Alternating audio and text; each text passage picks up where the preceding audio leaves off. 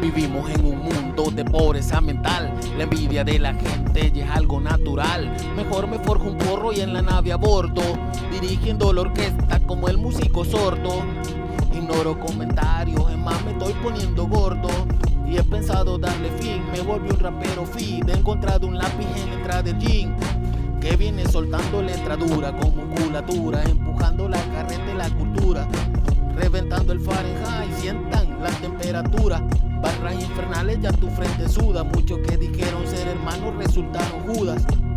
Eso no hay duda, que en las buenas y en las malas se miran los camaradas. Las traiciones andan gratis y abundan los doble cara.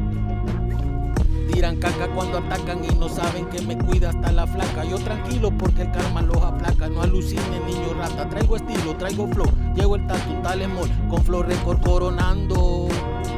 Alucines aplastando, con esta de 3 puntos que les vengo clavando. Los envidiosos como siempre se quedarán llorando.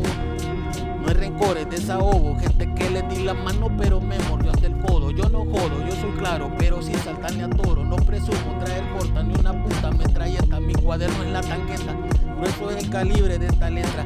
Neta, les voy a tapar la jeta. No se alteren, nunca entreno, fumo mota como el mágico, le hago la gambeta. Punto claro, rap guanaco se respeta. Punto claro, rap guanaco se respeta. Rap guanaco se respeta. Rap guanaco se respeta. El emol de Flow Record.